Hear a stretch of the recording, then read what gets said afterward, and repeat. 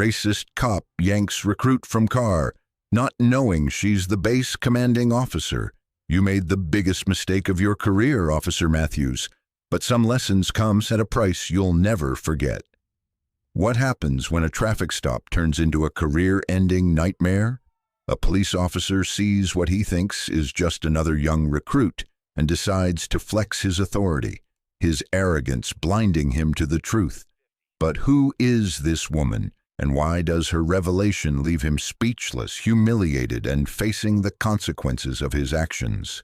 This is the story of how prejudice met its match and why respect should never be assumed based on appearance. The late afternoon sun blazed mercilessly over the dusty roads leading to Fort Hamilton, casting long shadows across the desert landscape.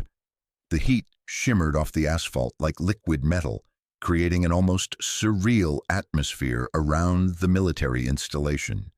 Traffic moved slowly along the main route, a steady stream of vehicles carrying personnel, visitors, and locals through the checkpoint area. Among them, a sleek black sedan moved with purpose through the moderate traffic. Behind the wheel sat Commander Jasmine Brooks, her athletic frame relaxed despite the weight of responsibility that rested on her shoulders. Her dark skin glowed with a natural radiance, and her hair was pulled back in a regulation military bun, neat and professional. She wore civilian clothes, a simple navy blue polo shirt, and khaki pants, nothing that would immediately identify her rank or position to the casual observer. Jasmine's eyes, sharp and intelligent, scanned the road ahead as she navigated through the familiar terrain.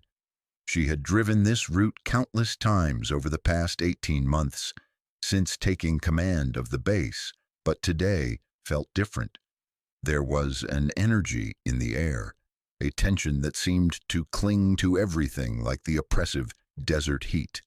She glanced at her watch, noting she was running slightly behind schedule for an important meeting with Pentagon officials. The video conference couldn't be delayed, not when budget allocations and troop deployments hung in the balance.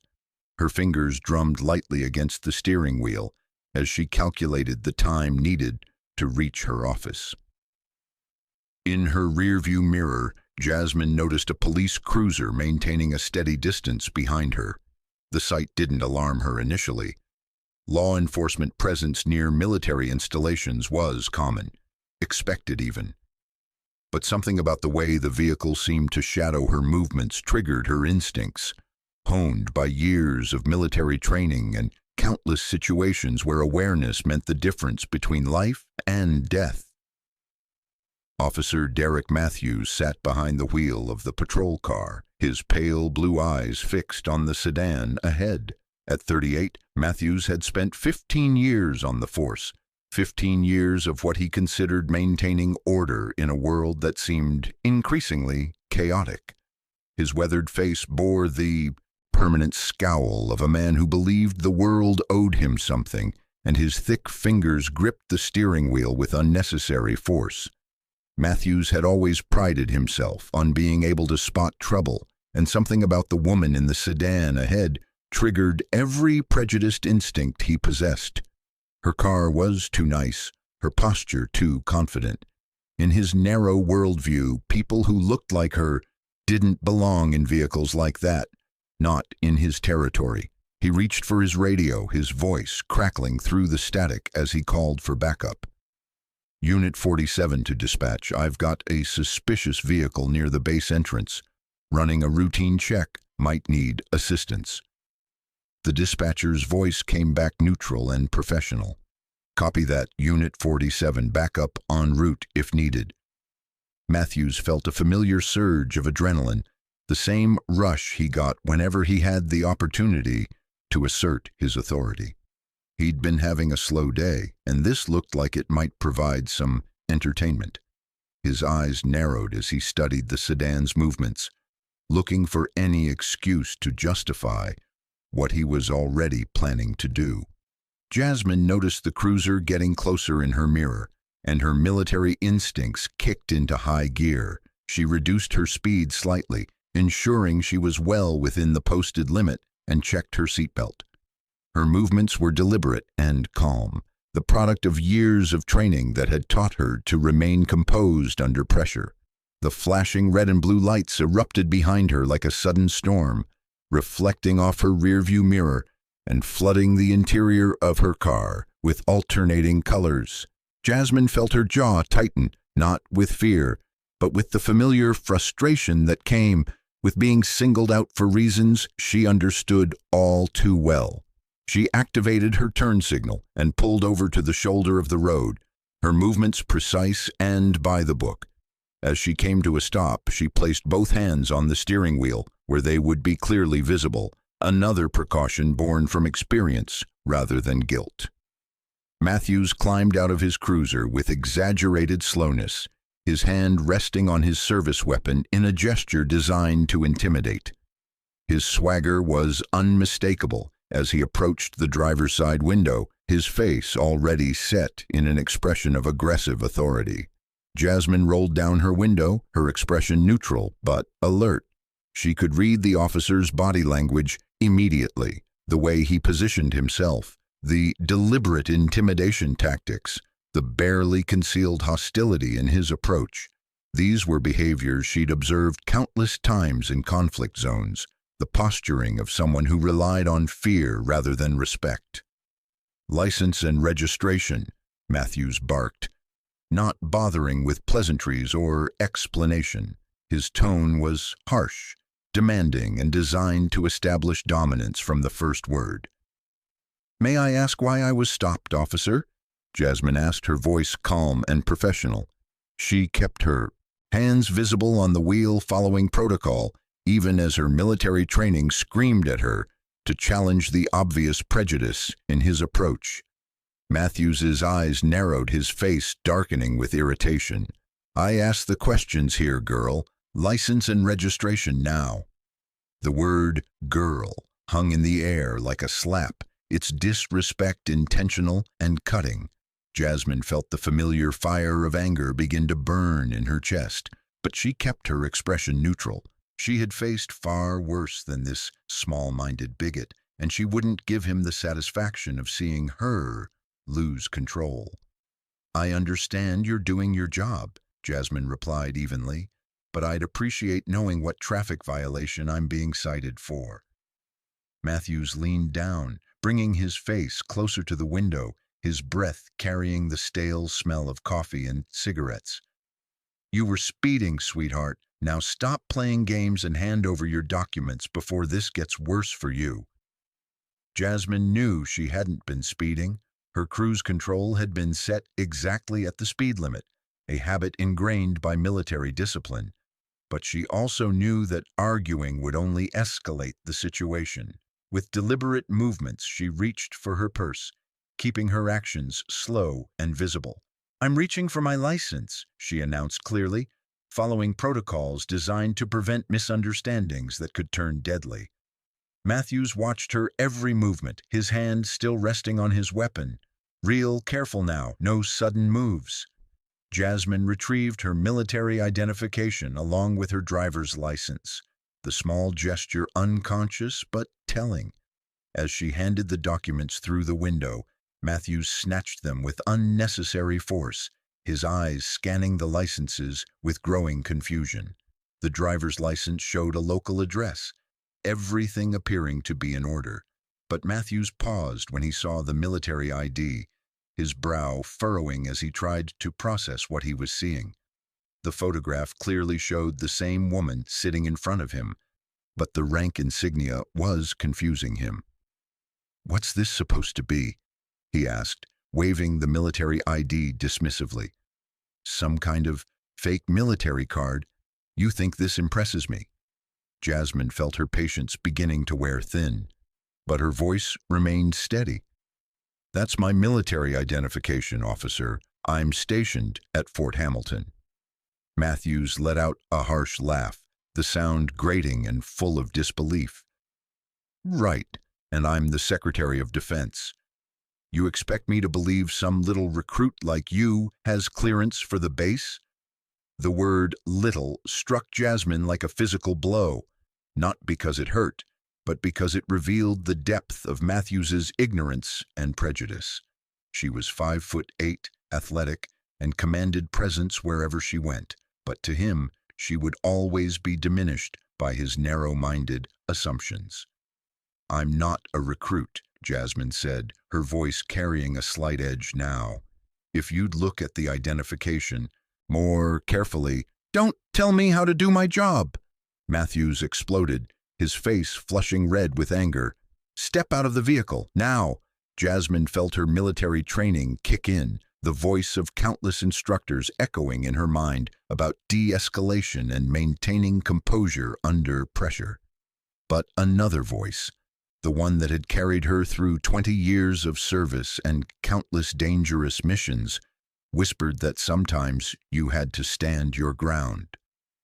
"Officer, I haven't violated any traffic laws, and you have no legal basis for ordering me out of my vehicle," she said, her voice remaining calm but firm. Matthews's eyes blazed with fury. In his experience, people like her were supposed to comply without question, to submit to his authority regardless of the circumstances. Her calm defiance struck him as the ultimate insult, a challenge to everything he believed about his place in the world. "You're resisting lawful orders," he snarled, reaching for the door handle. "That's obstruction of justice." "I'm not resisting anything," Jasmine replied, her voice steady despite the escalating tension. "I'm asking for clarification on what law I've broken." Matthews yanked the car door open with violent force, the metal groaning in protest.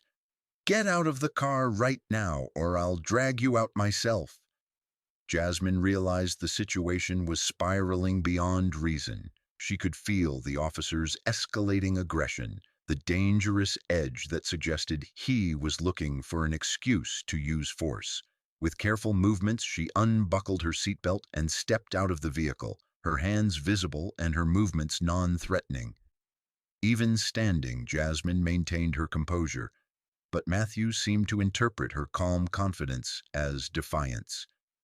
At nearly 6 feet tall, he loomed over her, using his size as another intimidation tactic.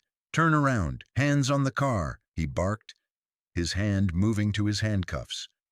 "Officer, what exactly am I being arrested for?" Jasmine asked, her voice carrying the authority of someone accustomed to command, even in civilian clothes.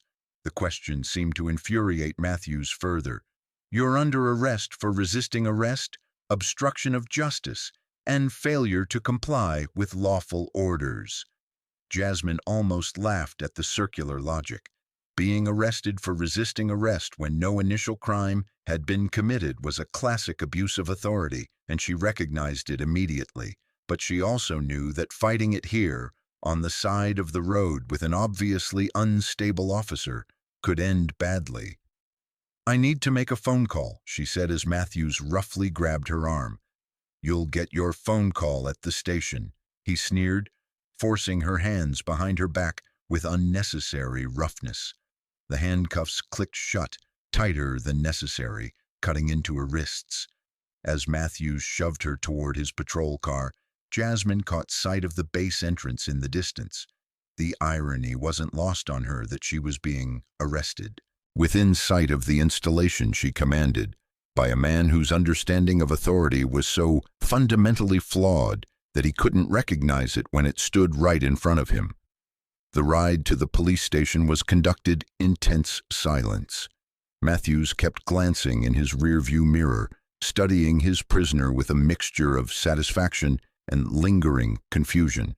Something about her bothered him, the way she carried herself, the lack of fear in her eyes, the quiet dignity she maintained even in handcuffs. Jasmine used the time to observe and plan.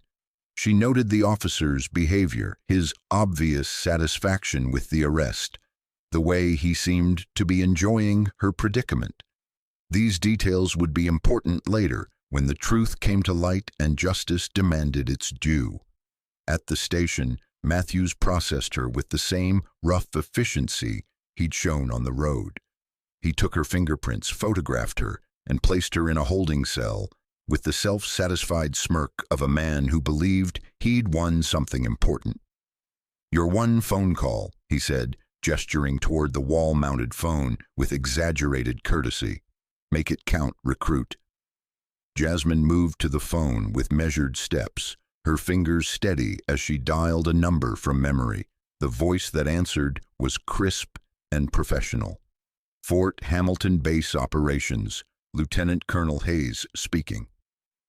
"Robert, this is Commander Brooks," Jasmine said quietly, her voice carrying despite the low volume.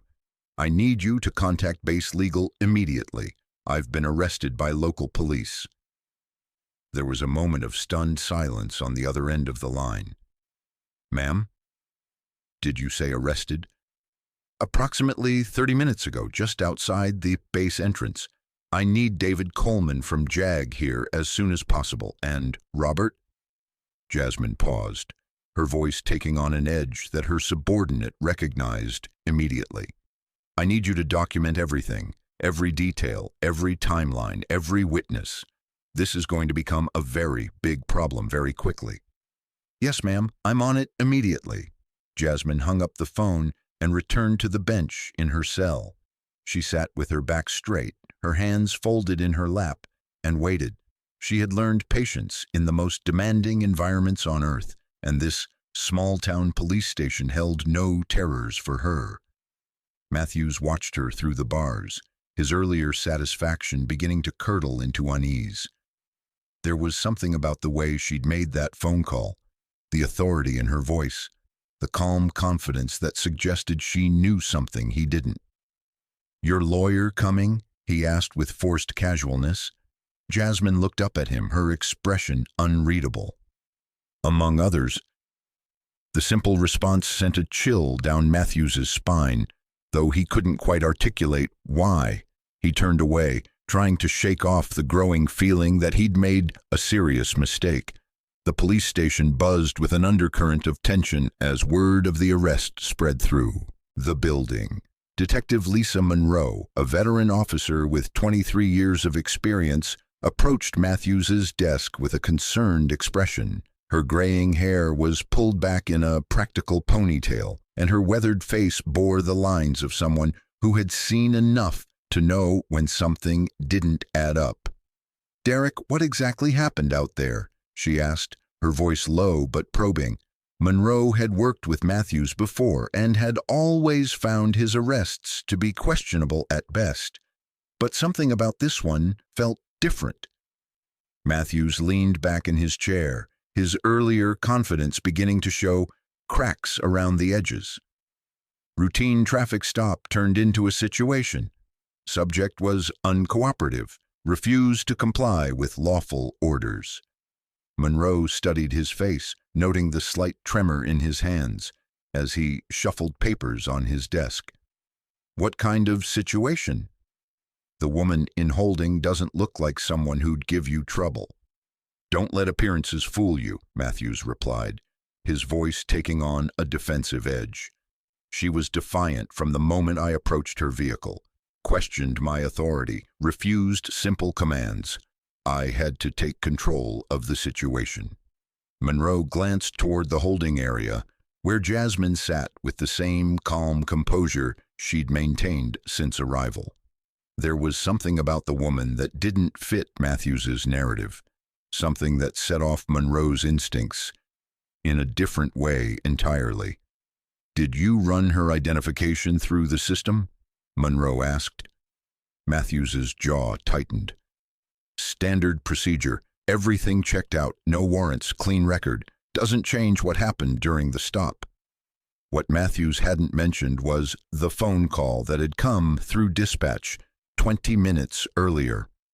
A call from Fort Hamilton requesting immediate confirmation of an arrest involving one of their personnel.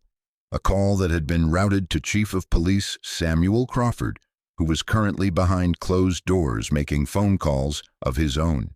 Monroe was about to press further when the station's front door burst open with enough force to rattle the glass panels. A man in an immaculate military uniform strode through the entrance, his presence immediately commanding the attention of everyone in the vicinity. Lieutenant Colonel Robert Hayes moved with the bearing of someone accustomed to being obeyed without question. His sharp features set in an expression of barely controlled anger.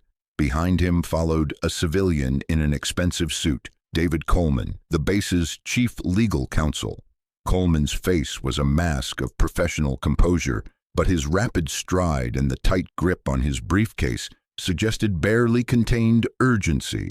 The desk sergeant, Officer Kevin Walsh, looked up from his paperwork with surprise. Military personnel didn't often visit their small-town station, and certainly not with the kind of intensity these men radiated. "Can I help you, gentlemen?" Walsh asked, his voice uncertain. Hayes stepped forward, his voice carrying the crisp authority of military command. "Lieutenant Colonel Robert Hayes, Fort Hamilton. I'm here regarding the arrest of one of our personnel." Walsh glanced nervously toward Matthews's desk, where the officer had suddenly become very interested in his paperwork. "You'll need to speak with the arresting officer. That would be Officer Matthews." Coleman stepped forward, his voice professional but edged with warning. "We'll also need to speak with your commanding officer immediately. This is a matter of significant importance." Before Walsh could respond, Chief Crawford emerged from his office, his face pale and his expression troubled. Crawford was a heavy-set man in his late 50s, someone who had spent his career avoiding controversy and maintaining the status quo. The phone calls he'd been receiving for the past hour had shaken him to his core. "Lieutenant Colonel Hayes," Crawford said, his voice carefully controlled. "I've been expecting you. Perhaps we should discuss this in my office." Hayes fixed him with a stare that could have cut steel. "Chief Crawford, one of my officers, has been arrested by your department on what appear to be completely fabricated charges. I think the hallway is perfectly appropriate for this discussion." The station fell silent, every officer within earshot, straining to hear the exchange. Matthews felt his stomach drop as he realized the magnitude of attention his arrest was generating. Coleman opened his briefcase and retrieved a folder thick with documents. "Chief Crawford, my client has been held without proper cause, charged with offenses that contradict multiple eyewitness accounts, and subjected to treatment that violates both her civil rights and military protocol." Crawford's face grew paler. "I think there may be some misunderstanding here. If we could just—" "There's no misunderstanding," Hayes interrupted, his voice rising slightly. "Your officer arrested Commander Jasmine Brooks, the commanding officer of Fort Hamilton, based on nothing more than racial profiling and abuse of authority." The words hit the station like a physical blow. Every conversation stopped. Every movement ceased, as the weight of Hayes's statement settled over the room like a suffocating blanket. Matthews felt the blood drain from his face as the reality of his situation began to dawn on him. Detective Monroe, who had been listening from her desk, let out a low whistle under her breath. She'd suspected something was off about Matthews's story, but this revelation exceeded her worst fears about her colleague's judgment. Chief Crawford looked like a man who had just watched his career flash before his eyes. "Commander? Did you say?" "Commander." Coleman nodded grimly. Commander Jasmine Brooks, commanding officer of Fort Hamilton, decorated veteran with 20 years of distinguished service and the highest-ranking military official in this region. The silence that followed was deafening. Matthews felt as though the floor was falling away beneath his feet. He'd arrested a base commander, accused her of being a mere recruit, and treated her with a level of disrespect that would have been inappropriate for any civilian, let alone someone of her stature. "I want to see her immediately," Hayes demanded, his voice cutting through the shocked silence. "And I want to know exactly what charges are being filed, because I guarantee you this situation is about to become much larger than your department is prepared to handle." Crawford nodded weakly, gesturing towards the holding area. Of course, of course. Officer Walsh, please escort our guests to the holding area immediately.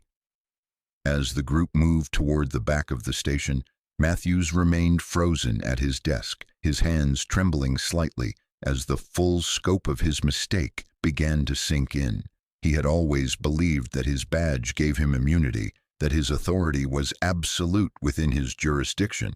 But as he watched military officers and lawyers moving through his station like they owned it, he realized that authority was relative, and he had just picked a fight with someone whose authority dwarfed his own. In the holding cell, Jasmine heard the approaching footsteps and recognized the measured cadence of military boots on linoleum. She rose from the bench with fluid grace, her posture automatically shifting to attention as her second-in-command came into view. "Robert," she said simply, her voice carrying relief and command in equal measure. Hayes stepped up to the bars, his face a mask of professional concern mixed with barely controlled rage. "Ma'am, are you injured? Do you need medical attention?" "I'm fine," Jasmine replied, though the red marks on her wrists from the overly tight handcuffs told a different story.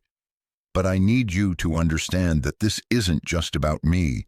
This is about respect, accountability, and ensuring that this kind of behavior doesn't happen to anyone else." Coleman stepped forward, his legal mind already working through the implications. "Commander, I need you to tell me exactly what happened, every detail. We're going to document everything and ensure that justice is served." Chief Crawford approached the group, his face flushed with embarrassment and growing panic. "Commander Brooks, I want to personally apologize for this misunderstanding. If we could resolve this quietly." Jasmine's eyes locked onto his, and Crawford felt the full weight of her authority, even through the bars of the holding cell. "Chief Crawford, this isn't a misunderstanding. This is a pattern of behavior that your officer has exhibited, and today it crossed a line that can't be uncrossed." Hayes turned to Crawford, his voice ice cold. "Chief, I suggest you begin preparing for a very thorough investigation. When the Pentagon hears about this, when the media gets wind of how one of America's highest-ranking military officers was treated in your jurisdiction, your department is going to face scrutiny it's never experienced before." Crawford's hand shook as he fumbled for his keys. Of course. Let me get the commander released immediately. This was all a terrible mistake." "No," Jasmine said firmly, her voice stopping everyone in their tracks. "Don't release me yet." The group stared at her in confusion. Hayes stepped closer to the bars. "Ma'am?" Jasmine's eyes hardened with determination. "I want this to go through proper channels. I want Officer Matthews to complete his paperwork, file his charges, and commit to his version of events officially. When this goes to court, I want there to be no doubt about what happened here today." Coleman understood immediately, a smile spreading across his face. "You want him to double down on his lies before we reveal the truth." "Exactly," Jasmine confirmed. "Let him build his case. Let him convince himself and his superiors that he was in the right. When the truth comes out, there will be no room for denial, no possibility of claiming it was just a misunderstanding." Hayes grinned, recognizing the tactical brilliance of her approach. "Ma'am, you want to give him enough rope to hang himself." "Something like that," Jasmine replied, settling back onto the bench with the same calm composure she'd maintained throughout the ordeal. "Chief Crawford, I'll be posting bail through proper channels. Officer Matthews can proceed with his charges, and we'll see him in court." Crawford looked like he wanted to disappear into the floor. "Commander, surely we can work something out." "The time for working things out was before your officer decided to abuse his authority," Jasmine cut him off. "Now we do this the right way, through the courts, where the truth can be heard and justice can be served." As the group prepared to leave, Hayes leaned closer to the bars. "Ma'am, is there anything you need?" Jasmine met his gaze, her expression softening slightly. Just make sure our people know what happened here today. Make sure they understand that this isn't about military versus civilian authority. This is about right versus wrong. Hayes nodded, his respect for his commanding officer deepening even further. Yes, ma'am. We'll handle everything. As the military officials left the station, Matthews emerged from his desk area where he'd been hiding, his face ashen and his hands visibly shaking. Detective Monroe approached him, her expression a mixture of disgust and disbelief. "Derek, do you have any idea what you've done?" she asked, her voice low but filled with barely contained anger. Matthews looked at her, his earlier arrogance completely evaporated. "She looked like any other recruit, Lisa. How was I supposed to know?" Monroe stared at him in amazement. "Maybe if you'd actually looked at her identification instead of assuming you knew everything about her based on the color of her skin." The words hit Matthews like a physical blow, forcing him to confront the ugly truth about his motivations. He'd seen what he expected to see, what his prejudices had told him to see, rather than looking at the reality in front of him. "It doesn't matter now," he said weakly, trying to salvage some dignity from the situation. She was still uncooperative. She still questioned my authority. Monroe shook her head in disgust. "Derek, you just arrested the commanding officer of the largest military installation in this region, a woman with more authority, more responsibility, and more respect than you'll ever have. And you did it because she had the audacity to ask why she was being stopped." As the reality of his situation began to sink in, Matthews felt a growing sense of dread. This wasn't just a bad arrest that would be quietly swept under the rug. This was a career-ending mistake that would follow him for the rest of his life. In her cell, Jasmine sat quietly, her mind already working through the steps that would need to be taken. She thought about the young soldiers under her command, many of whom faced the same prejudices she'd encountered today. She thought about the responsibility that came with her position, not just to the military, but to everyone who looked like her and struggled for respect and recognition. This wasn't just about her anymore. This was about sending a message that authority based on bigotry and abuse would not be tolerated, that there were consequences for those who believed their badges gave them the right to humiliate and degrade others. As evening approached and the bail process began, Jasmine knew that the real battle was just beginning.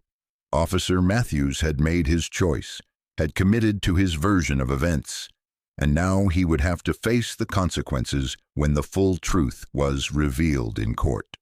The news of Commander Brooks's arrest spread through Fort Hamilton like wildfire, igniting a fury that seemed to energize every person on the base.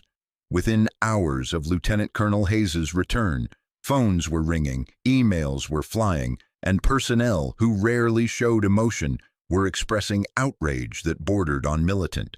Master Sergeant Denise Thompson, a 30-year veteran who had served under 3 base commanders, stood in the main administrative building addressing a group of senior non-commissioned officers. Her dark face was set in hard lines, and her voice carried the authority of decades of service. "I don't care what uniform that man wears," she said, her words cutting through the air like a blade. "What happened to the commander today was an attack on every one of us, on everything we stand for." The group murmured agreement, their faces reflecting the same anger and determination that had gripped the entire base. These were people who had sworn oaths to defend their country, and they viewed the treatment of their commanding officer as nothing short of an assault on their values. Sergeant First Class Marcus Johnson, a communications specialist who had served 2 tours overseas, raised his hand. "Sergeant Thompson, what are we going to do about this? We can't just sit here and let this slide." Thompson's eyes hardened. "We're going to do what soldiers do, Johnson. We're going to follow orders, maintain discipline, and support our chain of command. But we're also going to make sure everyone knows exactly what kind of man Derek Matthews is. Meanwhile, in the base legal office, David Coleman worked with military precision to build a case that would not only exonerate Commander Brooks, but expose the systematic issues that had led to her arrest. Coleman was a sharp-minded lawyer who had cut his teeth on complex military cases, and he recognized this situation as potentially explosive. His desk was covered with documents, photographs, and witness statements that painted a picture of Officer Matthews that went far beyond a single bad decision. Coleman had spent the afternoon making phone calls, reaching out to contacts in the civilian legal system, and what he'd discovered had both amazed and disgusted him. "This isn't the first time," he muttered to himself as he reviewed Matthews's personnel file, obtained through proper legal channels. "This man has a pattern." The file revealed a disturbing history of complaints against Matthews, most involving minority citizens who had been subjected to similar treatment. Excessive force allegations, racial profiling accusations, and a pattern of behavior that suggested deep-seated prejudice rather than isolated incidents of poor judgment. Coleman's investigation had also uncovered something else: security camera footage from a gas station near the arrest site that had captured the entire encounter from a different angle. The footage told a story completely different from Matthews's official report, showing a calm and compliant Commander Brooks being subjected to increasingly aggressive behavior from an officer who seemed determined to escalate the situation. As Coleman reviewed the evidence, his phone rang. The caller ID showed it was Chief Crawford from the local police department. "Mr. Coleman, this is Chief Crawford. I was hoping we could discuss a resolution to this situation that would be beneficial for everyone involved." Coleman leaned back in his chair, his expression hardening. "Chief Crawford, what kind of resolution did you have in mind?" "Well," Crawford said, his voice nervous and uncertain, "perhaps we could drop the charges against the commander, issue a formal apology, and handle this matter internally. No need for public controversy or media attention." Coleman almost laughed at the suggestion. "Chief, I don't think you understand the gravity of this situation. Your officer didn't just make a mistake, he committed a crime. He falsely arrested a military officer, filed false charges, and subjected her to treatment that violated both her civil rights and military protocols." "I understand your concern," Crawford replied quickly, "but surely we can work something out without involving the courts. Officer Matthews is a good man who made an error in judgment." "A good man?" Coleman's voice rose slightly. "Chief, I have documentation of 17 complaints against Officer Matthews over the past 5 years. 17 instances where citizens accused him of racial profiling, excessive force, and abuse of authority. How exactly does that qualify as a good man?" The silence on the other end of the line was telling. Crawford clearly hadn't expected Coleman to have done such thorough research so quickly. "Those complaints were investigated," Crawford said weakly. "Investigated and dismissed without proper follow-up," Coleman corrected, "which brings up interesting questions about how your department handles oversight and accountability." Crawford's voice took on a pleading tone. "Mr. Coleman, what do you want? What will it take to resolve this quietly?" Coleman stood up, pacing behind his desk as he considered his response. "Chief, this isn't about what I want. This is about what Commander Brooks wants, and she's made it very clear that she intends to see this through the proper legal channels." "But surely you can convince her." "Convince her?" Coleman interrupted. "Chief, you're talking about a woman who has commanded thousands of personnel, managed multi-million-dollar budgets, and made life and death decisions in combat zones. Do you really think she's going to be convinced to quietly accept being humiliated by a racist cop?" Crawford sighed heavily. This is going to be a nightmare for everyone involved. You're right, Coleman agreed. But that nightmare is entirely of Officer Matthews's making.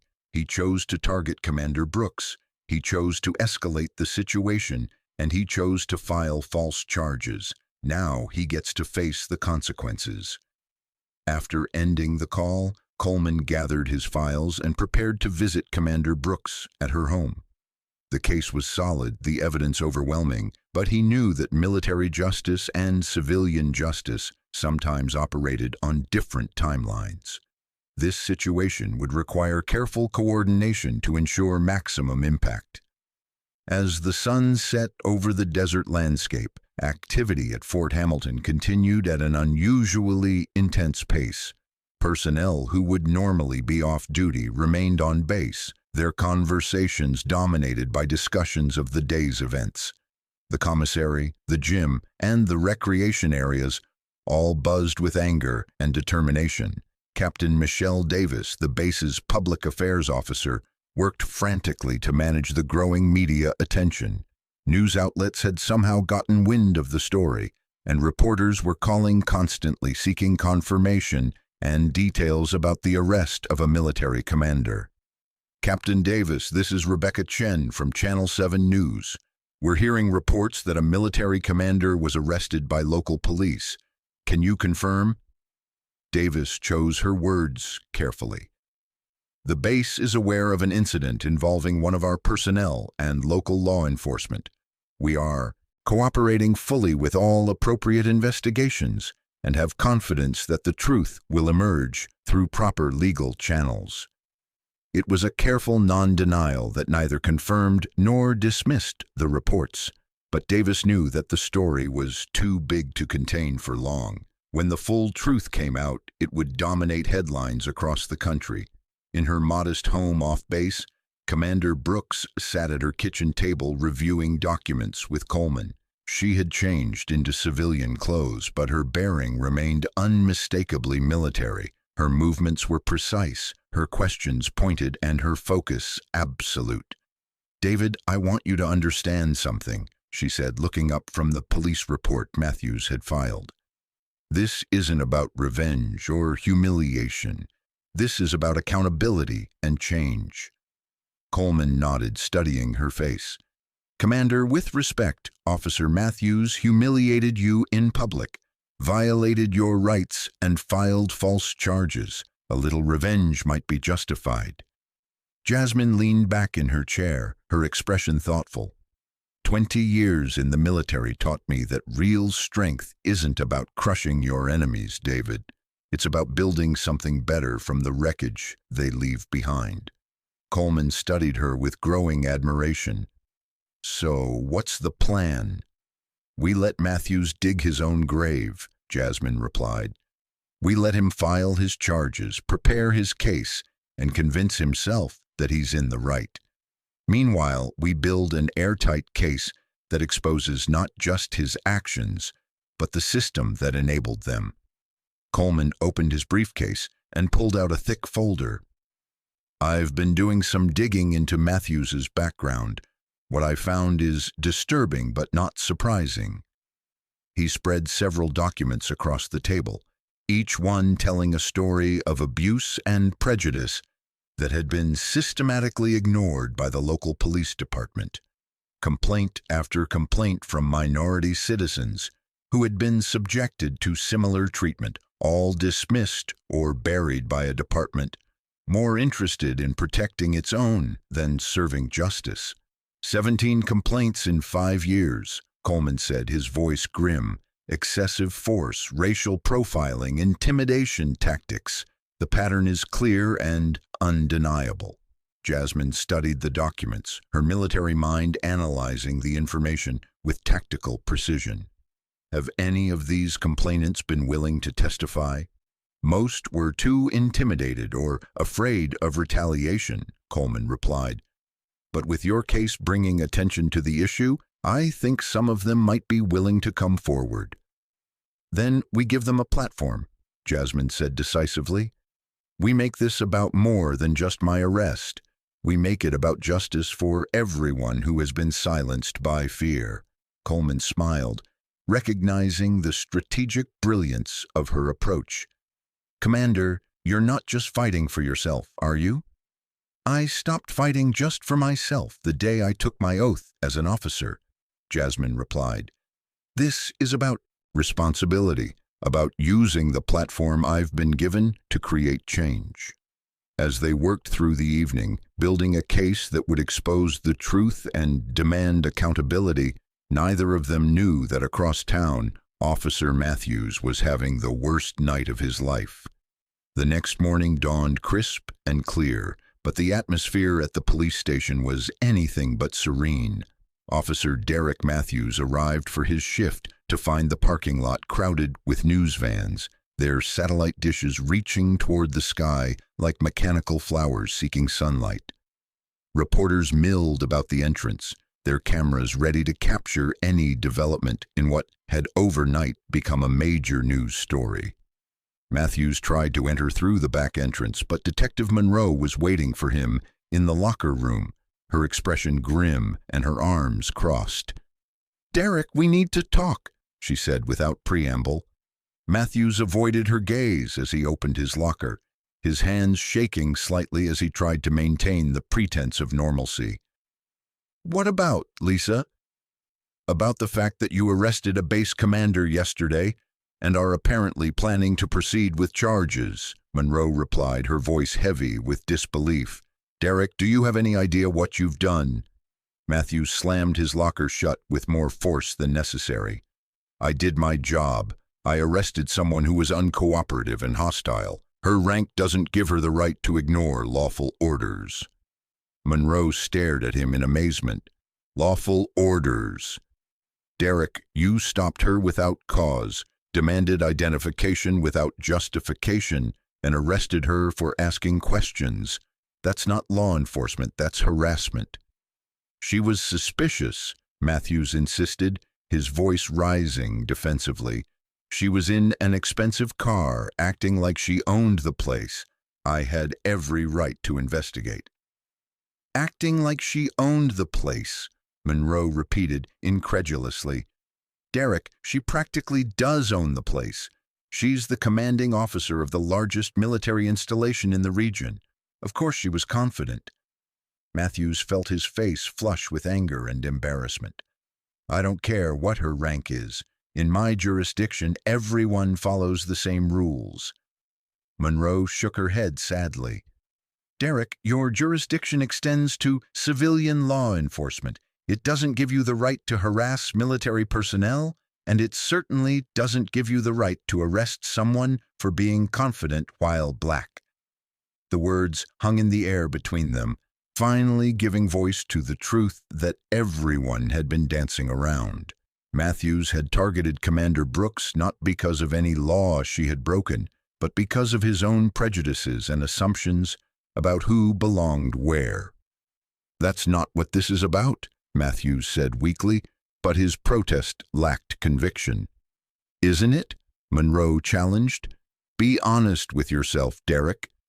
If Commander Brooks had been a white woman in the same car, with the same confidence, would you have stopped her?" Matthews opened his mouth to respond, but found no words. The truth was too ugly to voice, too damaging to admit, even to himself.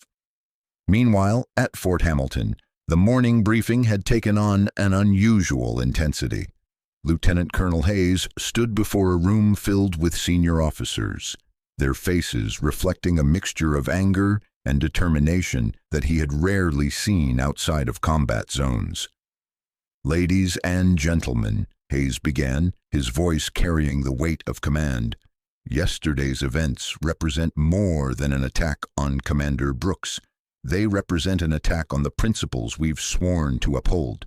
Major Sandra Williams, the base's intelligence officer, raised her hand. "Sir, what's our response going to be? We can't let this slide." Hayes nodded grimly. "Major, our response is going to be swift, comprehensive, and decisive. We're going to support our commander through every legal channel available, and we're going to ensure that this kind of incident never happens again." Colonel James Mitchell, Hayes's superior officer, who had flown in from the Pentagon that morning, stepped forward.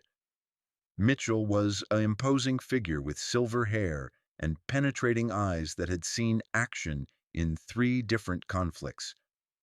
"I've been on the phone with the Secretary of Defense since 0500 hours, Mitchell announced, his voice carrying the authority of the highest levels of military command.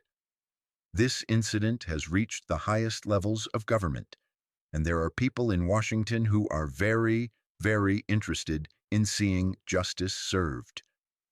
The room buzzed with quiet satisfaction. When the Pentagon took interest in a situation, things moved quickly and decisively.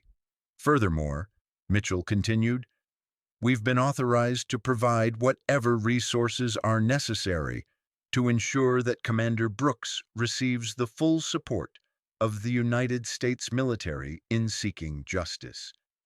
Hayes stepped forward. "Sir, the commander has made it clear that she wants this handled through proper civilian legal channels. She wants the truth to come out in court." Mitchell smiled grimly.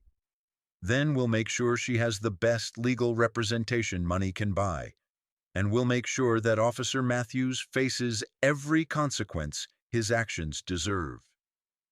Back at the police station, Chief Crawford sat in his office, staring at a phone that wouldn't stop ringing.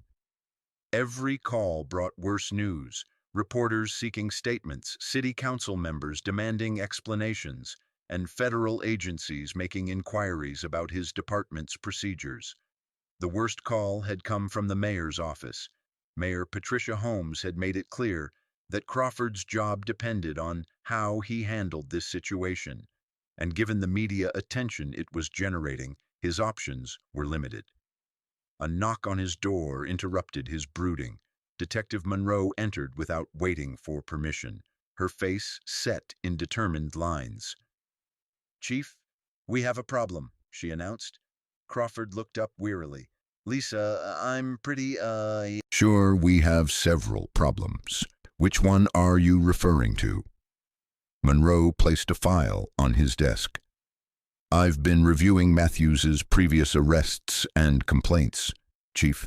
There's a pattern here that goes back years. We're not dealing with one bad decision. We're dealing with systematic abuse of authority." Crawford opened the file, his face growing paler with each page he read. Complaint after complaint, all following similar patterns. Minority citizens stopped without cause, subjected to aggressive treatment, and charged with vague offenses like resisting arrest or obstruction of justice. "How many of these complaints did we investigate properly?" Crawford asked, though he already suspected the answer. "None of them," Monroe replied bluntly. "Every single one was dismissed with minimal investigation. We took Matthews's word over the complainants, and we buried anything that might have reflected poorly on the department." Crawford felt sick to his stomach. The implications were staggering. If this pattern came to light during Commander Brooks's trial, it wouldn't just destroy Matthews's career, it would bring down the entire department. "Lisa, what do you recommend?" he asked weakly. Monroe leaned forward, her expression serious. "Chief, I recommend we get ahead of this before it buries us all. We cooperate fully with any investigation. We provide complete transparency, and we start implementing real accountability measures." Before Crawford could respond, his secretary's voice crackled through the intercom. "Chief, there's a David Coleman here to see you. He says he's representing Commander Brooks." Crawford and Monroe exchanged glances. They both knew this meeting would determine how the next few weeks would unfold. "Send him in," Crawford said, straightening his tie and trying to compose himself. David Coleman entered the office with the bearing of a man who held all the cards. His expensive suit was immaculate, his briefcase leather-bound and professional, and his expression carried the quiet confidence of someone who knew he was about to win a very important battle. "Chief Crawford, Detective Monroe," Coleman said, nodding to each in turn. "Thank you for seeing me." Crawford gestured to a chair. "Mr. Coleman, I want to start by saying that we're committed to resolving this situation fairly and appropriately." Coleman sat down, placing his briefcase on his lap but not opening it. "Chief, I appreciate that, but I think we need to be clear about what fairly and appropriately means in this context." "Of course," Crawford replied nervously. "What are your client's expectations?" Coleman's expression remained neutral. "My client expects Officer Matthews to be held accountable for his actions. She expects your department to acknowledge the systematic failures that led to this incident. And she expects changes to be implemented that will prevent this from happening to anyone else." Monroe leaned forward. "Mr. Coleman, we're prepared to work with you on reforms and accountability measures, but we need to understand what Commander Brooks is looking for in terms of resolution." Coleman opened his briefcase and pulled out a single document. "Detective Monroe, I think you'll find this interesting. It's a complete timeline of Officer Matthews's career, including details about every complaint that was filed against him and subsequently buried." He slid the document across the desk, and both Crawford and Monroe read it with growing horror. The pattern was undeniable, the systematic cover-up obvious, and the implications devastating.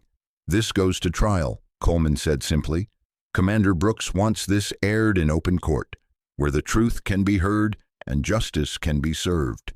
She's not interested in quiet settlements or behind-the-scenes deals." Crawford felt his world crashing down around him.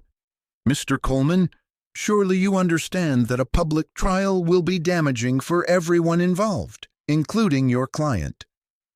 Coleman smiled coldly. "Chief, my client is a decorated military officer who has faced enemy fire in defense of her country. Do you really think she's afraid of a courtroom?" As Coleman left the police station, he passed Officer Matthews in the hallway. The two men made eye contact for a brief moment, and Coleman saw something in Matthews's eyes that surprised him. Not defiance or anger, but fear. Raw, genuine fear of what was coming. Matthews had spent the morning reviewing his arrest report, trying to find ways to strengthen his case, but the more he read his own words, the weaker his position seemed. He had described Commander Brooks as agitated and uncooperative, but the security footage showed a woman who remained calm and professional throughout the encounter. He had claimed she reached for his weapon, but there was no physical evidence to support that assertion. He had said she resisted arrest, but the video clearly showed her complying with his commands, even as he subjected her to increasingly aggressive treatment. Matthews realized with growing dread that he had committed not just to a version of events that was false, but to a version that could be easily disproven by anyone who bothered to look at the evidence objectively. That evening, Matthews sat in his small apartment, staring at a beer he'd opened but couldn't bring himself to drink. His phone had been ringing constantly with calls from reporters, fellow officers, and family members who had seen the news coverage. He'd stopped answering after the fifth call from his own mother, demanding to know how he could have been so stupid. The knock on his door came just after 9 o'clock. Matthews opened it to find his union representative, Officer Tom Bradley, standing on his doorstep with an expression that mixed sympathy with barely concealed frustration. "Derek, we need to talk," Bradley said, pushing past him into the apartment. Matthews closed the door and turned to face the man who was supposed to be his advocate. "Tom, tell me you have good news." Bradley sat down heavily on the couch, his face grim. "Derek, I'm going to be straight with you. The union is going to provide you with representation because that's what we do. But I need you to understand something. This case is not winnable." Matthews felt his stomach drop. "What do you mean?" "I mean you arrested a base commander, Derek, a woman with more authority and respect than anyone in this town. You filed charges that can't be supported by evidence, and you did it all while being recorded by security cameras." Matthews sank into a chair, his face pale. "Tom, she was uncooperative. She questioned my authority." Bradley stared at him in disbelief. "Derek, she asked why she was being stopped. That's not resisting arrest. That's exercising her constitutional rights." "But she what?" Bradley interrupted. "She had the audacity to be confident. She had the nerve to question why a police officer was harassing her for no reason. Derek, everything she did was completely legal and appropriate." Matthews felt the walls closing in around him. "So what are you saying?" Bradley leaned forward, his expression serious. "I'm saying that the best outcome we can hope for is a plea deal that keeps you out of prison. Because, Derek, what you did wasn't just wrong, it was criminal." As Bradley left, Matthews sat alone in his apartment, finally beginning to understand the true scope of his mistake. He had let his prejudices guide his actions, had assumed that his badge gave him the right to humiliate and intimidate, and now he was going to pay a price that would follow him for the rest of his life. Across town, Commander Brooks sat in her study, reviewing military regulations and legal precedents. She wasn't just preparing for a trial, she was preparing for a battle that would send ripples through both the military and civilian law enforcement communities. Her phone rang, and she glanced at the caller ID to see it was General Patricia Wong, her superior at the Pentagon. "General Wong," Jasmine answered, her voice respectful but steady. "Jasmine, I've been briefed on your situation. Are you all right?" "I'm fine, ma'am. Angry, but fine." Wong's voice carried a note of steel. "Good, because I want you to know that you have the full support of this office and everyone up the chain of command. What happened to you was unacceptable, and we're going to make sure everyone knows it." Jasmine felt a surge of gratitude for the support, but also a weight of responsibility. "General, I want to handle this the right way. I want justice, but I also want change." "Then take him down properly," Wong replied. "Show that court, show the media, show the world what happens when someone mistakes uniform for weakness. Make this a teachable moment that no one will ever forget."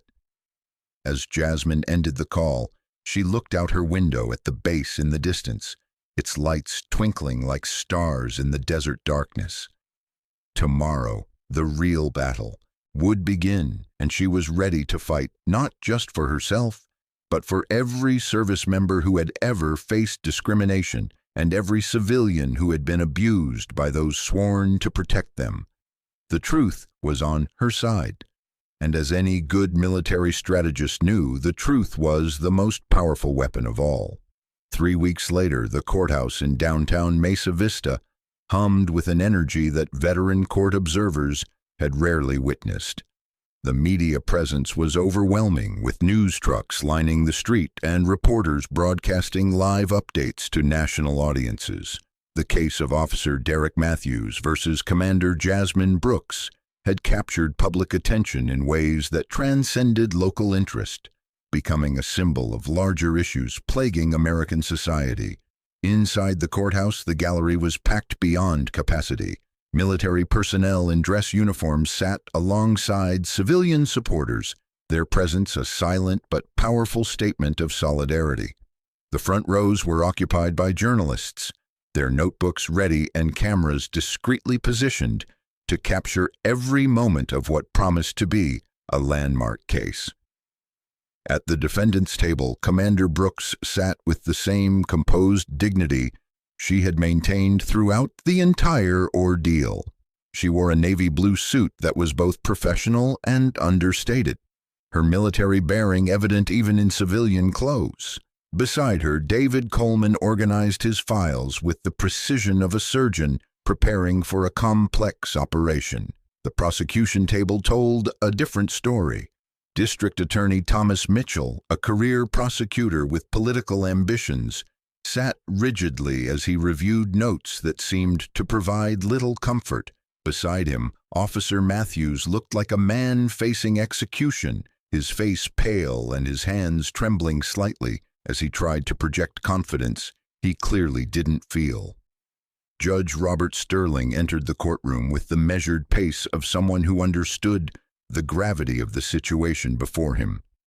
Sterling was a veteran jurist with 30 years on the bench, and he had seen enough cases to recognize when something transcended typical criminal proceedings.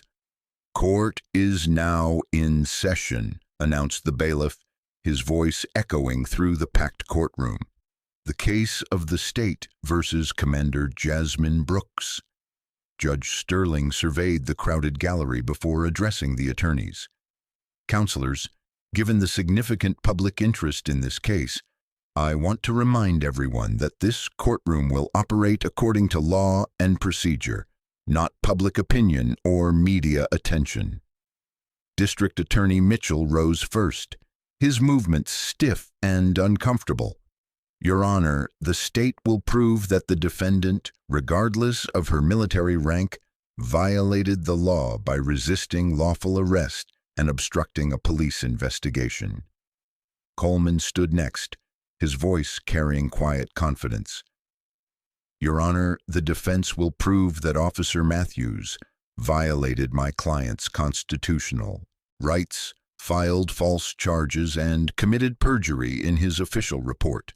The battle lines were drawn, and everyone in the courtroom could feel the tension building toward an inevitable confrontation.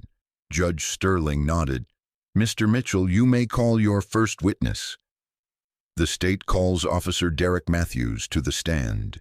Matthews stood slowly, his legs feeling unsteady as he walked to the witness stand. The walk felt like a mile, with every eye in the courtroom following his movement. As he placed his hand on the Bible and swore to tell the truth, his voice cracked slightly on the words. Mitchell approached the stand, his strategy clearly focused on establishing Matthews's credibility before the defense could tear it apart. "Officer Matthews, please tell the court about your experience in law enforcement." Matthews cleared his throat, trying to project confidence. "I've been with the Mesa Vista Police Department for 15 years. I've received commendations for my service and have always maintained high standards of professionalism." Coleman made a note, his expression neutral but his eyes sharp. He knew exactly how he would address those claimed commendations. "Officer Matthews," Mitchell continued, "please describe the events that led to the defendant's arrest." Matthews took a deep breath, launching into the narrative he had rehearsed countless times. "On the evening in question, I observed the defendant driving in a manner that appeared suspicious. When I initiated a traffic stop, she immediately became hostile and uncooperative." From her seat, Commander Brooks watched Matthews with the same calm intensity she brought to analyzing enemy positions. She cataloged every word, every gesture, every inconsistency in his testimony. "She refused to provide identification when requested," Matthews continued, his voice gaining strength as he warmed to his story. "When I attempted to explain the seriousness of the situation, she became increasingly aggressive." "And what happened next?" Mitchell prompted. "The defendant made a sudden movement toward my service weapon," Matthews said, the lie rolling off his tongue with practiced ease. "I was forced to restrain her for my own safety and the safety of the public." A murmur rippled through the gallery, but Judge Sterling's sharp look quickly restored order. "Officer Matthews," Mitchell said, "did you at any point use excessive force or treat the defendant inappropriately?" "Absolutely not," Matthews replied firmly. "I followed all departmental procedures and used only the minimum force necessary to maintain control of the situation." Mitchell nodded with satisfaction. "No further questions." Judge Sterling turned to the defense table. "Mr. Coleman, your witness." Coleman rose slowly, his movements deliberate and controlled. He approached the witness stand like a predator, closing in on wounded prey, his expression neutral but his eyes blazing with purpose.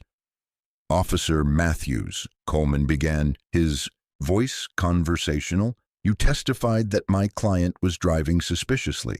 Can you describe exactly what about her driving seemed suspicious to you?" Matthews shifted uncomfortably. She appeared to be unfamiliar with the area, driving slowly, looking around." "Looking around," Coleman repeated. "Officer Matthews, are you familiar with the concept of situational awareness?" "Of course." "And would you agree that someone driving through an unfamiliar area might naturally look around to get their bearings?" Matthews felt the first trap closing around him. "I suppose, but so looking around while driving slowly in an unfamiliar area is actually normal, cautious behavior, isn't it?" "Well, yes, but there was something about the way she was doing it." Coleman paused, letting the weakness of that response hang in the air. "Something about the way she was doing it. Can you be more specific?" Matthews fumbled for words. "It's hard to explain. You develop instincts in this job." "Instincts," Coleman nodded. "Officer Matthews, when you approached my client's vehicle, did you notice anything about her that might have influenced these instincts?" Mitchell objected. "Relevance, Your Honor." "I'll allow it," Judge Sterling replied. "Answer the question, Officer Matthews." Matthews felt sweat beading on his forehead. "I don't understand what you're asking." Coleman stepped closer to the witness stand. "Officer Matthews, my client is an African-American woman driving an expensive vehicle. Did that factor into your decision to stop her?" "No," Matthews said quickly, too quickly. "Race had nothing to do with it." Coleman nodded as though he believed him, then moved to his table and retrieved a document. "Officer Matthews, I'm showing you what's been marked as Defense Exhibit A. Do you recognize this document?" Matthews took the paper with shaking hands, his face draining of color as he read. This appears to be my personnel file." "That's correct. And what does it show regarding complaints filed against you over the past 5 years?" Matthews scanned the document, his heart sinking with each line. "There have been some complaints." "Some complaints," Coleman repeated. "Officer Matthews, according to this official document, you've had 17 formal complaints filed against you in 5 years. Would you characterize 17 complaints as some?" The courtroom erupted in whispers. Judge Sterling banged his gavel for order, but even he looked shocked by the number. "These complaints were investigated and found to be without merit," Matthews said defensively. Coleman smiled coldly. "Were they? Let's look at the investigation process. How many of these complainants were interviewed more than once?" Matthews hesitated. "I don't recall the specific details." "Let me help refresh your memory. According to the records, not a single complainant was interviewed more than once. Most were interviewed for less than 30 minutes. Does that sound like a thorough investigation to you?" Mitchell rose from his seat.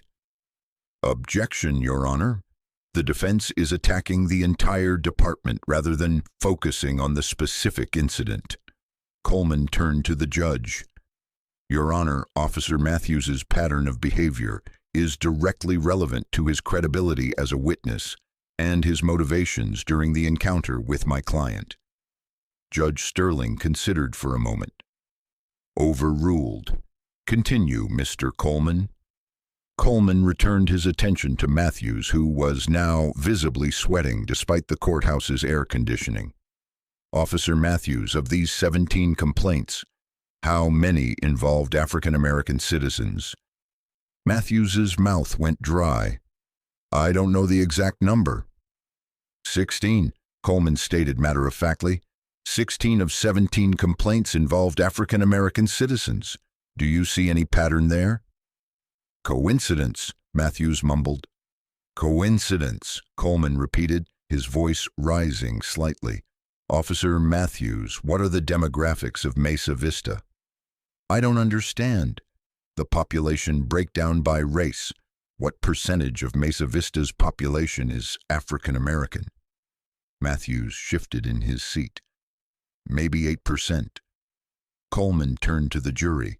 Ladies and gentlemen, Officer Matthews polices a community that is 8% African American, yet 94% of the complaints against him involve African American citizens. I'll let you decide whether that's coincidence. The impact of the statistic rippled through the courtroom like a shockwave. Several jury members leaned forward, their expressions showing the kind of engagement that prosecutors feared and defense attorneys lived for. Now, Coleman continued, let's talk about what really happened during my client's traffic stop. He moved to a large screen that had been set up in the courtroom. Your Honor, the defense would like to present video evidence. The screen flickered to life, showing grainy but clear security footage from a gas station near the arrest site. The angle captured the entire encounter from a perspective that revealed details Matthews's report had carefully omitted. Officer Matthews, Coleman said as the footage began to play, this video shows my client's vehicle being stopped. Can you point out where in this footage she appears to be driving suspiciously?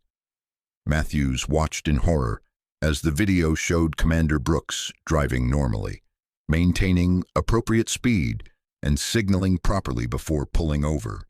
There was nothing suspicious about her driving, nothing that would justify a traffic stop. The video doesn't show everything, Matthews said weakly. You're right, Coleman agreed. It doesn't show everything, but it does show that your initial justification for the stop was false. The footage continued, showing Matthews approaching the vehicle with an aggressive posture, his hand on his weapon despite no apparent threat.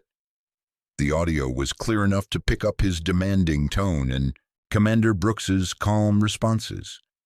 Officer Matthews, at what point in this video does my client become hostile or uncooperative? Matthews watched himself on screen, seeing his own behavior from an objective perspective for the first time. The aggressive posturing, the unnecessary intimidation tactics, the escalating hostility, all of it was there for everyone to see. She questioned my authority, he said, his voice barely above a whisper. She asked why she was being stopped, Coleman corrected, which is her constitutional right. Officer Matthews, can you point to the exact moment in this video where my client reaches for your weapon? Matthews stared at the screen, knowing that no such moment existed. The camera angle doesn't show everything. But it shows enough, doesn't it?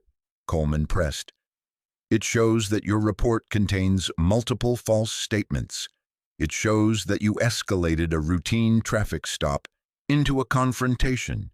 And it shows that every action my client took was legal and appropriate. Mitchell tried to object, but Judge Sterling overruled him before he could speak. Coleman moved closer to the witness stand, his voice dropping to a conversational tone that somehow made his words more devastating. Officer Matthews, when you saw my client step out of that vehicle, what did you see? I don't understand the question. What did you see? Did you see a military officer? Did you see a commanding officer? Did you see someone who had earned the right to respect through years of service to her country? Matthews remained silent, unable to answer. Or did you see exactly what you expected to see based on your own prejudices and assumptions? The question hung in the air like an accusation that couldn't be denied. Matthews looked around the courtroom, seeing the faces of people who had watched his credibility crumble in real time. I saw someone who needed to follow lawful orders, he said finally, his voice weak and unconvincing. Coleman nodded as though he had expected that exact response. Officer Matthews, my client outranks every person in this room. She commands thousands of personnel and manages resources worth hundreds of millions of dollars.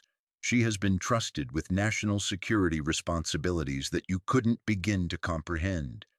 And you saw someone who needed to follow your orders. The devastating simplicity of the question left Matthews with no response. He had revealed the core of his prejudice, the assumption that someone who looked like Commander Brooks couldn't possibly hold real authority or deserve real respect. Coleman returned to his table, his point made with surgical precision. "No further questions, Your Honor." As Matthews stumbled down from the witness stand, he looked like a man who had just witnessed his own destruction. The confident swagger he had displayed during the arrest was gone, replaced by the hunched shoulders of someone who finally understood the magnitude of his mistake. Judge Sterling called for a brief recess, and the courtroom erupted into whispered conversations as people processed what they had just witnessed. Commander Brooks remained seated, her expression calm but her eyes reflecting the satisfaction of someone who had seen justice beginning to unfold. During the recess, Lieutenant Colonel Hayes approached the defense table. "Ma'am, how are you holding up?" Commander Brooks looked up at her second-in-command, her expression softening slightly. "I'm fine, Robert. How's the base?" "Running smoothly, ma'am, but everyone's following the trial. The troops are proud of how you're handling this." Coleman overheard the exchange and smiled. "Commander, when you take the stand, that's when this case really ends. That's when everyone understands who Derek Matthews really picked a fight with." Commander Brooks nodded, her resolve strengthening. The hardest part was still ahead, but she was ready. She had faced enemies in combat zones around the world, and she would face this enemy in the courtroom with the same courage and determination that had carried her through 2 decades of military service. As court reconvened and Judge Sterling called for the next witness, Commander Brooks knew that her moment was approaching. The moment when she would stand before that courtroom and show everyone exactly who Derek Matthews had underestimated, and why respect should never be assumed based on appearance alone. The truth was coming, and it would be impossible to ignore. When court reconvened, the atmosphere was electric with anticipation. Word had spread throughout the building about the morning's testimony, and additional spectators had squeezed into every available seat. The gallery now included more military personnel, community leaders, and even some off-duty police officers who had come to witness what many were calling a reckoning for law enforcement accountability. Judge Sterling surveyed the packed courtroom with a mixture of satisfaction and concern. He had presided over thousands of cases, but few had carried the weight and significance of what was unfolding before him. "Mr. Coleman," Judge Sterling said, "you may call your next witness." Coleman stood, buttoning his jacket as he addressed the court. "Your Honor, the defense calls Commander Jasmine Brooks to the stand." A hush fell over the courtroom as Commander Brooks rose from her seat. Her movement was fluid and controlled, every step measured with military precision. She wore her dress uniform now, the navy blue fabric immaculate, the insignia and ribbons telling a story of service and sacrifice that commanded instant respect. As she walked to the witness stand, the weight of her presence seemed to fill the room. The gold oak leaves on her collar caught the light, and the rows of ribbons on her chest spoke of deployments, commendations, and a career dedicated to service above self.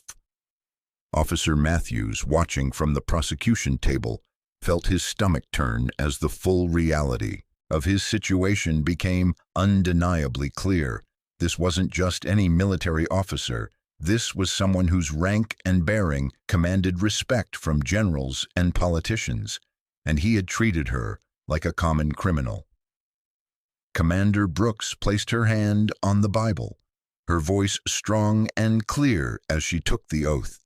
When she sat down and adjusted the microphone, the courtroom fell into absolute silence. Coleman approached the stand with reverence that bordered on awe. "Commander Brooks, would you please state your full name and rank for the record?" "Commander Jasmine Elizabeth Brooks, United States Navy, currently serving as commanding officer of Fort Hamilton Naval Installation." Her voice carried the authority of someone accustomed to being heard, and the formal introduction seemed to diminish Officer Matthews even further in his chair. "Commander, how long have you served in the United States military?" 21 years, sir. I enlisted immediately after college and worked my way up through the ranks." Coleman moved closer to the jury, ensuring they could see both him and the witness clearly. "Commander, can you describe some of your significant assignments and responsibilities?" Commander Brooks straightened in her chair, her voice taking on the cadence of someone delivering a military briefing. "I've served 3 combat deployments in Afghanistan and Iraq, commanded a special operations unit for 4 years, and have been responsible for installations housing up to 15,000 personnel." The jury listened with rapt attention, several members leaning forward as they began to understand the caliber of person sitting before them. "And your current position?" Coleman asked. "I command Fort Hamilton, which houses 8,000 active duty personnel and manages an annual budget of $400 million. I report directly to the Pentagon and coordinate with federal agencies on matters of national security." Officer Matthews felt each word like a physical blow. The woman he had dismissed as a recruit commanded more people and resources than his entire city possessed. Coleman paused, letting the weight of her credentials settle over the courtroom. "Commander, I'd like to direct your attention to the evening of March 15th.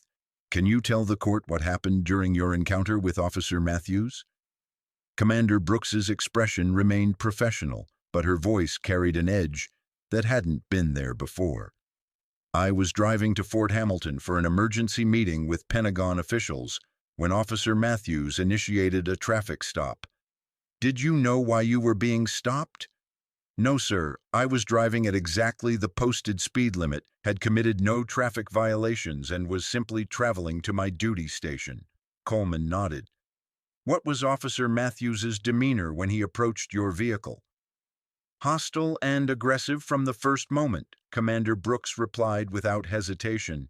"He demanded my identification without explanation and became increasingly hostile when I asked why I was being stopped." "And how did you respond to his hostility?" "I remained calm and professional, as my training dictated.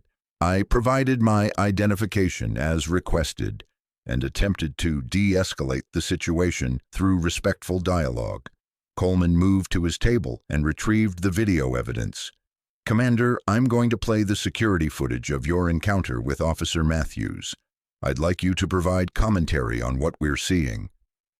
The screen came to life again, showing the traffic stop from beginning to end. This time, however, Commander Brooks provided real-time analysis of what was happening. "Here you can see Officer Matthews approaching with his hand on his weapon, despite no apparent threat," Jasmine narrated, her voice clinical yet commanding. The jurors' eyes darted between the screen and the woman in uniform, each frame confirming her calm account. "At this moment I had both hands on the wheel. I had not raised my voice. I had not moved. Yet his posture signaled escalation." The video advanced to the moment where Matthews leaned into her window, his voice audible. "License and registration girl." The word hung in the courtroom, ugly and undeniable. A ripple of disgust moved through the gallery. "Commander," Coleman said, "what was your reaction when he addressed you in that way?" Jasmine's expression never faltered. I had been called worse in war zones and training grounds, but in this context it revealed his bias. He wasn't speaking to a driver. He was speaking to what he assumed I was, a subordinate, someone beneath his respect. The footage rolled to the point where Matthews yanked open her door. Jasmine raised her chin slightly. At this moment, I was still asking what law I had broken. That question apparently was enough for him to decide I was resisting. When the video concluded, the silence in the courtroom was deafening. Even Judge Sterling's stoic mask cracked slightly. The evidence was too clear. Coleman gave a small nod. "Commander Brooks, in your professional opinion as a military leader, what lesson should the jury take from this?" Jasmine looked directly at the jury box. "That authority without accountability is dangerous, that no badge, no title, no rank grants the right to humiliate another human being, and that respect must be earned through conduct, not demanded through fear." Gasps and murmurs echoed. Coleman smiled faintly. No further questions. District Attorney Mitchell rose, clearly rattled. He attempted a cross-examination, but each question fell flat against Jasmine's calm precision. "Commander Brooks, isn't it possible you misinterpreted Officer Matthews's tone?" She turned her steady gaze on him. "Tone can be subjective. Video is not. Perhaps you became defensive." "I followed protocol with every movement," she interrupted smoothly. "Defensiveness was his, not mine."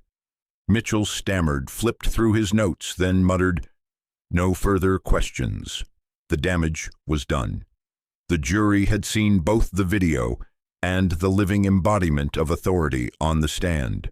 Matthews's defense was in tatters. Closing arguments sharpened the contrast. Mitchell's voice cracked as he insisted, "This is not about race. This is about law and order."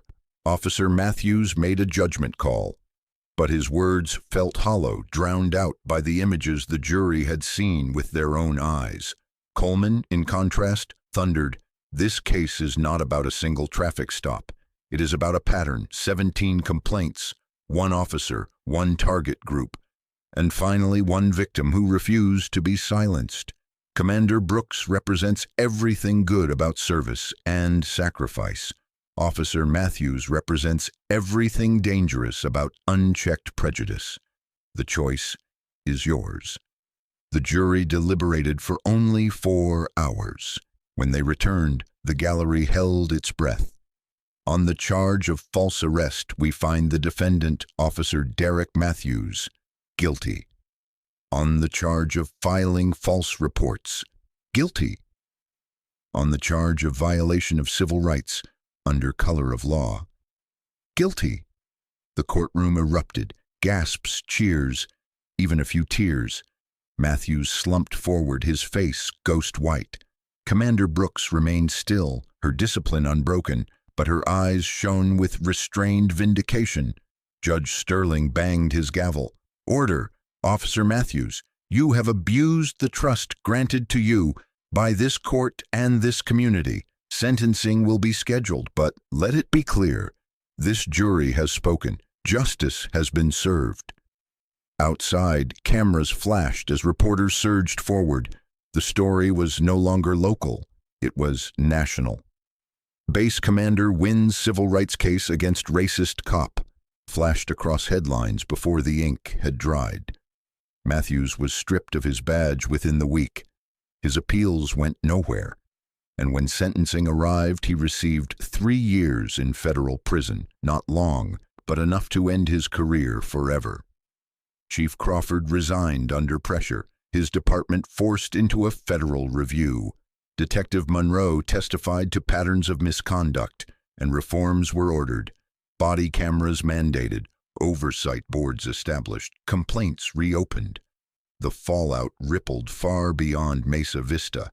At Fort Hamilton, the troops greeted Commander Brooks like a conquering hero. Formation lines erupted in applause when she walked the grounds, though she raised her hand for silence.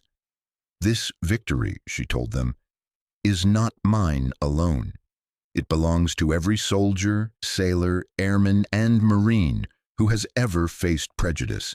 It belongs to every civilian who has ever feared the abuse of power. Remember this: silence enables injustice, but courage changes everything."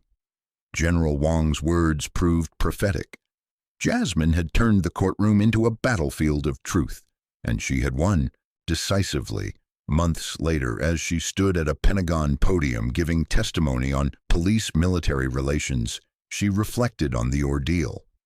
"I wasn't pulled over because of what I did," she told Congress. "I was pulled over because of what I looked like.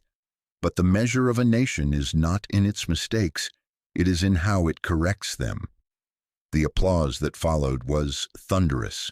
As for Derek Matthews, he faded into obscurity, a cautionary tale taught in training academies about arrogance and prejudice. And Jasmine Brooks?